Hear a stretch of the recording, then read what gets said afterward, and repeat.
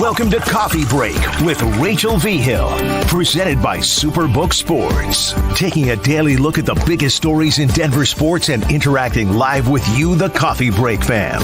So sit back, relax, grab a cup of joe, and enjoy your coffee break. Here's your host, Rachel V. Hill. Happy Wednesday, everybody. Good morning. Day 7 of Broncos training camp getting underway. I feel like there's a ton of headlines involving the Broncos. I will start off with some of the newest news we're hearing out of training camp today. Let's go. Javonte Williams will not practice today. This Makes is kind sense. of his off day. He's still in this ramp up period, I feel like. Yeah, that's good though. It makes Agreed. sense. Don't push it. Don't need to. How do you think Javonte's dealing with the Tim Patrick stuff? Because he talked a lot about how they had rehabbed together. I think it's tough for everybody because everybody's close to Tim, but the NFL is crazy. They're just so used to this stuff that they do quickly move on. And I'm sure he feels bad for his friend, but it's just hard enough to survive day after day. So I think he's putting it in the right compartment. I think it's good that he's taken a day off today. They got to be careful with him. So far, he's been fantastic. He's looked great. He seems to run easily through traffic.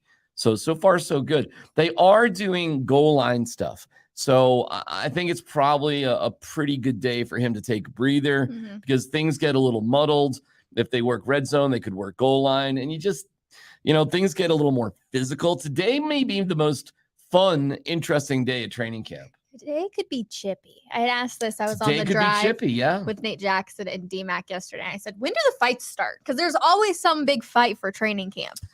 Usually this would be maybe a fight could start at any moment. It doesn't need. We saw Travis Kelce throw that elbow to Fights can just kind of pop up. Inevitably, there are a couple of them. So it's tough to specifically predict, well, this guy, that guy, this situation.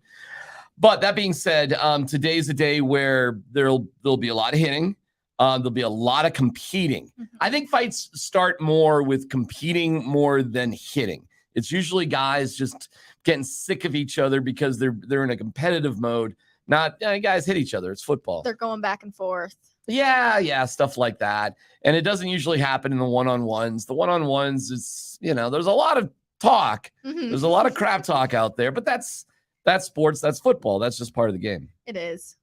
Anything else you're hoping to see? Because Russell Wilson. Let me give you a note real quick. So if this was Camp Cupcake from last year, this would have been the third day. Nathaniel Hackett. This would have been the day that they barely practiced, right? True. Because he just rested every third day. True. The Broncos are going, and I will see if they go in pads the entire time. But they're going 6 days straight with practice. They don't have another day off, although training camp, I think, is closed to the public tomorrow. Yep. But generally why that is because they have sponsors. There still will be people out there on the hill, but they do that every year. This is nothing special. The sponsors and, foo-foo, shishi VIPs always get, people that bring the. But that happens. I'm fine with that. Time. That's not a big deal. It happens every single year. Yep. So that's probably the motivation there. But the media is invited, so it's just a regular day. The players will be going straight for 6 straight days. They can be in pads. I think most of those times. We'll see how Sean Payton treats it. And today will be you would not have seen this last year. You would not have seen a third competitive day in pads. Because Nathaniel Hackett would just back off. So it's something, again, different today than last year. Well, there's a ton different than last year for sure. Yeah. It doesn't surprise me that Sean Payton, he's talked a lot about getting football ready. And, that doesn't surprise me that they're going 6 straight days. I do think when you're in the heat and it's humid here in Colorado, which it's hardly ever humid. So I feel like that's adding to it. And like you said, the competitive nature, I think, is going to come out today when they're scoring touchdowns and the crowd's going wild or the defense is getting interceptions and stopping the offense. Like, I think today will be the day we see a little bit of chippiness. Well, okay, which is great. And today, they're tired. Today is a day we just need to see more good moments than bad. We don't need to. It's not required. 3. Yeah, but it'd be nice. And I know our guy, C. Salami at denversports.com, is making Cease, the excuses for Russell Wilson. Holy cow, man. It's like the article was written by Jake Heaps. But, okay. But here, okay, I'm going to be devil's advocate. Okay. All right. We are seeing Russell Wilson be tested in areas we know he's not great at. So that's good. That's what you want to see in training camp. That's what you want to see in practice. And he's clearly struggling. Now, on the other side of that, it's not good that it's the same struggles every single day. That's where I'm like, okay, if this was just day 1, day 2, I could see it. I'm like, all right, he's getting used to it. But it's the same thing we're seeing over and over and over again. And you're like, when is a quarterback going to look better? When is Russell Wilson going to look better? And it just doesn't seem to be happening. So I'm like, okay, well, when does this click? When do we give a pass to Russell Wilson? I couldn't agree more. It's like, well, for everybody defending Russell Wilson, it begs the question, okay, well, when is it supposed to look good? Mm-hmm. Like, I got it. Okay, I see what you're saying. Hey, it's too early. It's still installation in the beginning. It's like this. It's like that. It's like, okay, well, when right, can I cool. be critical of him? Because he's still, well, he does look better than QB 2 and 3. He's not that far ahead of them, at least in my personal opinion. Yeah, and then, of course, when you get to QB 2 or 3, Rachel, it's every year. It's like, wow, look who they're going against. They're not going against Pat Surtain or Justin Simmons. They're going against the 2s and the 3s. So people sort of discount that. Listen, I've been lucky enough to go to a lot of training camps, and it's kind of the same rhetoric every single year. There's always excuses why something's good or something's bad. It's what you want to believe.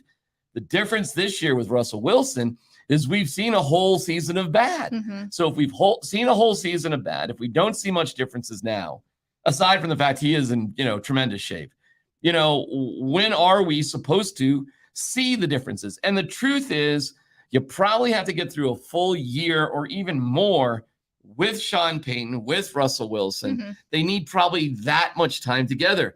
Rachel, that's why it is when you decide to blow out a coach, you're not just blowing out a coach, you're blowing out all of his assistants, and you're blowing out everything they've worked on for a year to start from scratch. Mm-hmm. So you don't know, and every time you don't go with a younger quarterback, you give up years of development. Mm-hmm. Now, we'll see in New York if it didn't just click like that.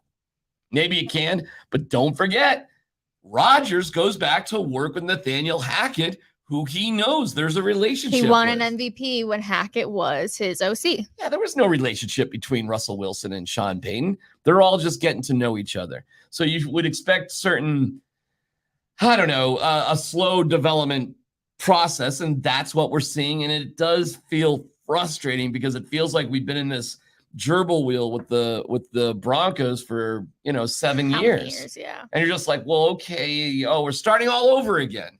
And it's like, it's a surprise to Sean Payton or a surprise to some of the players, Mm-hmm. but it's not a surprise to the fans because we've all seen it. So if you want to sit there and just make excuses for Russell Wilson, okay, but I would challenge you, okay, well, give me a time that it's supposed to look good. Give me something that is a fair expectation if what we're saying isn't. Is that preseason game number 3 when we all anticipate to see Russ play for 3/4 of the game? Well, that I would challenge people like Cecil and others who are defending. You tell us. I don't know. You tell us when James Marilat, let us know. I was surprised James is so on the Russell Wilson hype train. James, just let us know when it's supposed to look good. Mm-hmm. Let us know what is fair, because all that we've been reporting on is what has literally been happening day after day. So if you don't like it, okay. If you're going to make excuses for it, okay. But just let us know when it is supposed to look good Mm-hmm. and what that exactly is supposed to look like. And listen, it's not like a disaster, okay? It's not like it's, there aren't passes being completed. It's just that it's so middling that you're just like, well, when is the day that, you could say, he was on fire and it looked great and all of that? Is that day ever going to happen, or is it never going to happen? Big Russell Wilson, just always the biggest question mark. We never know what to expect with him, and the disappointment level, I feel like, is still Hey, like, welcome to the Thunderdome today. I know. Rachel, it's going to be red zone, probably goal line. It's going to be multiple opportunities to score touchdowns and look good. Today should be a day that we are like, that was awesome. Look at that play. Look at this play. But do not forget, Last year, on a day like today, Yep. the offense got shut down from the 7-yard line like 12 straight times. And the defense had a day with it. And they did. And Russ gathered the offense to give him a rah-rah. And the defense, Chubb and Simmons and those guys, went over and clowned on the offense. And then Simmons and Russ were kind of yelling at each other. What, though? And they're good friends, too. I know that will not happen today, no matter what. Because Russell Wilson's confidence level isn't what it was last year. Russ had such a big head last year at camp because everyone was like, you are the God that is coming to save Colorado football. I don't think his confidence is there. I think if they began chirping him like they did last year, I mean, it was a show. Well, it was funny. I just cannot imagine another scenario where the defense shuts down the offense 12 straight times. I mean, I've never seen it in 30 plus years of going to training camps. I've never seen it before, and I would be stunned to see it again. It was that unusual. By the final reps, the defense was celebrating they were exploding in celebration because they realized what they had just done, or they were doing. It was throwing a no-hitter, a perfect game on defense, which it's the drill is not set up like that. So come on, today what you want out of 12 reps, what you really want are 6 or 7 touchdowns. And in general, that is what you get. Now, if you wanted to be like, wow, out of 12 reps, get 10 touchdowns. I mean, that would be like mind-blowing. I'll hype everybody up. Well, that would be then we would be questioning the defense. Then we'd be like, what's wrong with this defense? A fair balance is probably in a situation like that, if it's a sample of 12, like 5 or 6 touchdowns, defense plays good too, and there's a good competitive balance. Like that's like, hey, okay, we're in the pocket. Here's my other concern is I have not been impressed with the offensive line. And Russell Wilson gets a lot of the hate because, of course, then he's starting to run and scramble and he just doesn't look good. But I expected the offensive line, because they had bulked up so much, to look a lot better. And it just feels like they're collapsing all the time. They had a little bit of a rough day. I'm going to give Mike McGlinchey a slight pass. He had missed quite a few days. He had a death in a close friend of his. And all right, he's getting up to speed. But Nick Bonito had a good day against Mike McGlinchey. Nick Bonito had a good day against everybody. He had a good day against Garrett. Okay, fine. But the problems that the offensive line was having was in pass blocking, not run blocking. True. And we know this is going to be a run-first offense. So I'm not freaking out about that. There's ways the defense can cheat, but it's up to Russell Wilson and the offense to know there's ways they can figure out and get over and just go through things just a little quicker. Listen, this is not easy stuff. Don't get me wrong the way I'm talking about, like this is something easy. This is wicked hard to go back to wicked hard. Wicked hard. Wicked hard. It's wicked hard to do this, all right? The process. How you like them apples? How do you say it? The process. The process. Process. Well, process. Now, wicked hard is wicked talking hard. Bostonian. Process is talking Canadian. Yeah. The process and wicked hard. Wicked hard process with the organization. And that's a little bit. I get so much hate for how I say organization, and I think it's because of how you say it. Well, I say it Canadian. I say organization. Yeah, and everyone's like, "Don't say the I." I'm like, okay. No, but when it comes to speaking about organizations, I prefer to speak. Organizations. I prefer to speak Canadian. Anyways, on that note, Nathaniel Hackett. In my personal opinion, I think he just clowned himself by getting up there and having his opening statement be about Sean Payton and how there's a glass house and you don't break the code, yada, yada, yada. Hackett, I would have had a whole lot more respect if you would have just got up there and then somebody had asked you the question, you can address it. But let's not have an opening statement about it. I thought it was weird. I thought it was kind of whiny. So whiny. And everyone else seems to be like, it doesn't really matter. I think everybody has his back. And I'm sure in New York they still have his back. And they're loving this in New York. Yeah. All right. Listen, whatever. If you just want to rally the troops in New York, and why would he care about anybody here in Colorado? But from my perspective, although Sean Payton was wrong to say what he said, he's ignored it. Yeah, man. I mean, it's not hard to just get up there and clown on it a little bit. Say, hey, man, week 5 is going to be interesting, huh? What's your questions? What do you think about it? I don't know. I guess it doesn't surprise me that dude said it, which he did say. And if he said, it doesn't surprise me that dude said what he said.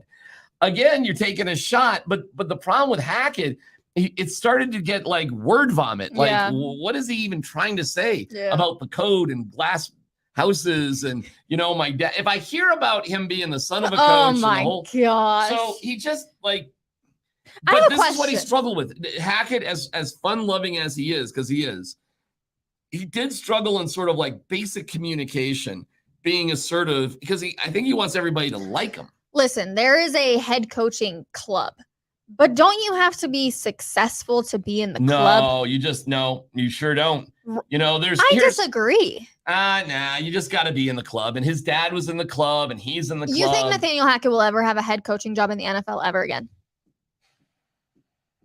That's a good one. So then you're not in the club. Yeah, but like Vic Fangio's, they're in the club. You can be an assistant coach and still be in the club. The club is all the coaches. But Vic Fangio had I guess. Okay. No, I mean the club is I just the don't code. think he's in the club. The code in the club is you're just in that mix. You're like a vagabond. You're coach for like 9 different teams and 8 different assistant positions. You get a crack at head coach. You fail at that, but you're back in. Listen. But if you fail so miserably, well, how you did can't VJ do? And he's back. He did better than Hackett did. He's back with How can you have one of the worst coaching experiences and be in the club? It was pretty bad here with VJ too. It was bad with Vic. It was bad with Hackett. It was good with Kubiak. Kubiak's a goat. But there's a splinter group of the club. Like there's the club, and then there's like this Parcells, Belichick, Sean Payton. Like they're like they're in the club, but they're like kind of the outsiders of the club because they're like scary and because they don't really go along with everything else. I mean, they're still part of the crew, but they're part of the crew, but everybody in the crew like doesn't really like them. They're that guy like or girl when you're all like there's 4 of you hanging out and everybody's having a great time. And you know what it's like. Maybe it's when I walk through the door, but somebody walks through the door and everybody's just like, here they are. Okay. Here they are. Hey, Brenda. Sit on down. Okay. Order a glass of lemonade. Right. And everything is like a bummer. Like everything they do is, they want to correct you with little stuff or who else is in the club? The coaches? No, the scary club. We need to figure out a different word for it. The intimidating club? Well, it's the Parcells. It's the Parcells branch. It's Parcells, Belichick, Sean Payton. Is that it? No, I mean, there's guys that have kind of floated in and out. It's anybody who's kind of I think if you can't name these people, then they're not in the club. If I went around to basic average football fans and I was like, do you know who this person is? Do you know who this person is? If they say yes, I think you're in the club.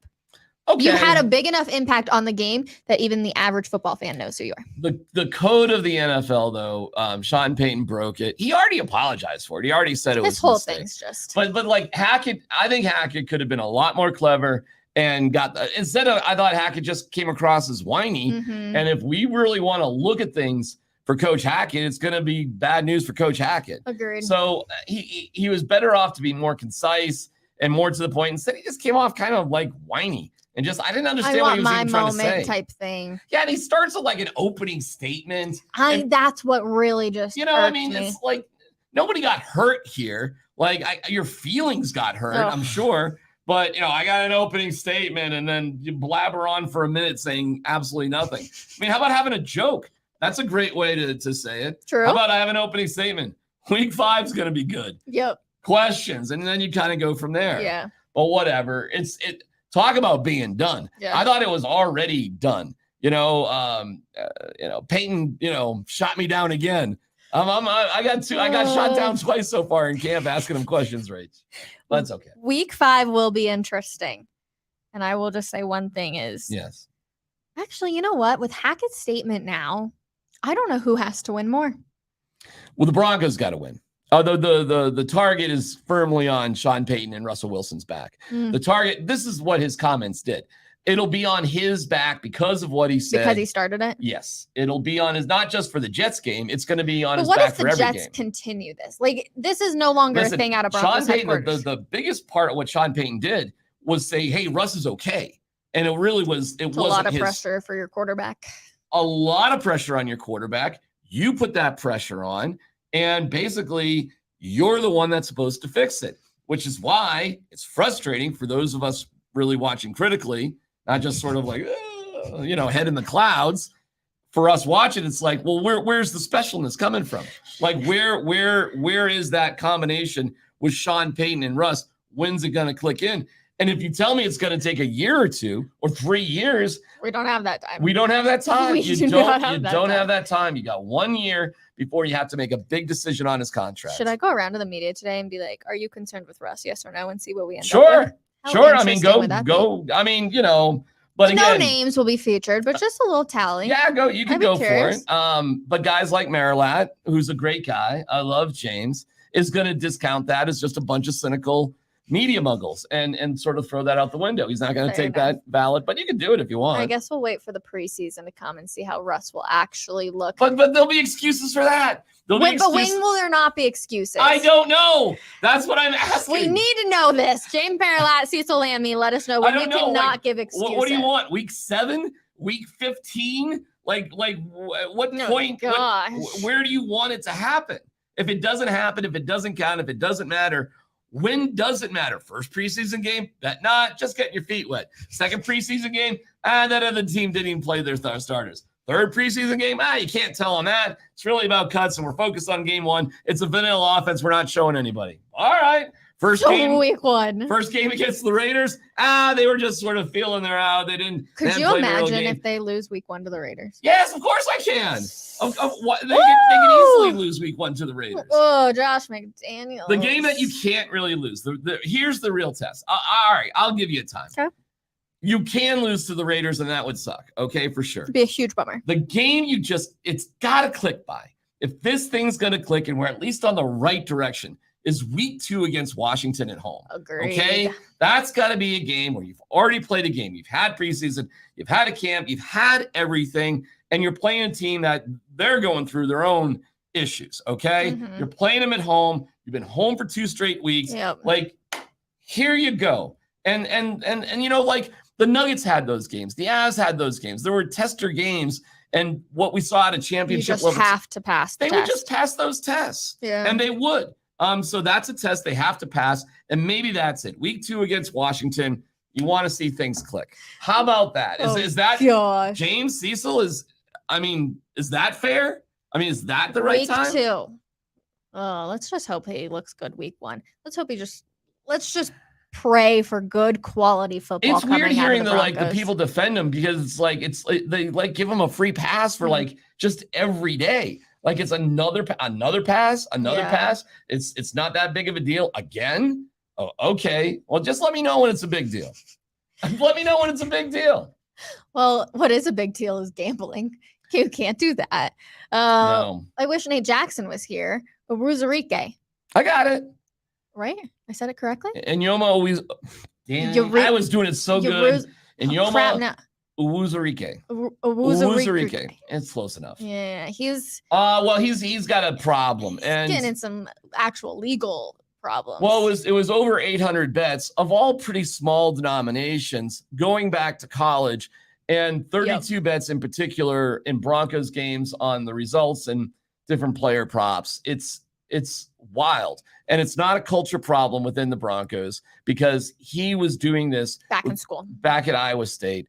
And so it's not, which is a kind of a sort of moment. True. So this isn't a Broncos problem. It's an individual problem. It's a Uzurike's problem. Mm-hmm. And I wish somebody with some common sense would have gotten to this young man. Did you work your butt off? Because all the bets were so small. Yeah. They really weren't. They were all like, if you average them out, Rach, it's like $25 bets on stuff. It's not like crazy hundreds of thousands of dollars. I will say, $25 bet's kind of large for me. I'm more in that $10 range. I got it, but you're not. I'm not an NFL player. No, you weren't a draft pick. You didn't have you don't have much money in college. Listen. Sure. You've got to be smart with this stuff. You can gamble if you're an athlete. You just can't gamble on your own team and your own sports. Yep. Basketball, baseball, hockey, go for it. But he may have bet on the Broncos to lose. Which it's insane. I know a lot of other people did. So and I've heard other people say, oh well, because we're brought to you by Superbook. Yeah. And this is tricky. Like, there's just different rules for different situations. Yes. And listen, until they change the rules, they are what they are. But I don't think there's ever going to be an okay time where you can gamble on your own team. No. That's like inherently integrity ridiculous. of the game. It can get really, really tricky. And I support that. I don't think you should be able to, because winning a football game at the end of the day should be all that matters. We can talk about things. We can, participate in things that are absolutely 100% legal here in the state of Colorado. Yeah. We have no impact, zero impact. I know people think we have magical powers when we talk about things, but no, we have, that's right. If only.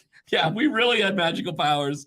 There's ways we'd have a lot more Russell money. Wilson wouldn't be looking too bad, everybody, if I had magical powers. I'd just snap my fingers. There's just different rules. I've never seen. I mean, when I saw what he actually did, it was jaw dropping. I mean, it was one of the dumber things I've ever seen in my life. Mm-hmm. If you want more information, Andrew Mason did a fabulous article at denversports.com. Day 7 of training camp will roll on. Of course, D-Mac and I will be doing our wrap-up over on social media, so make sure you give us a follow at denversports.com. Or, denversports.com, right? That's our Twitter handle? What can I say? And then we're also going to be checking out the denversports.com zone, which is right across the street from training camp. Tons of fun. Make sure you guys follow along. We'll be back 10:30 a.m. tomorrow morning for another episode. Have a wonderful Wednesday, everybody. We'll see you tomorrow.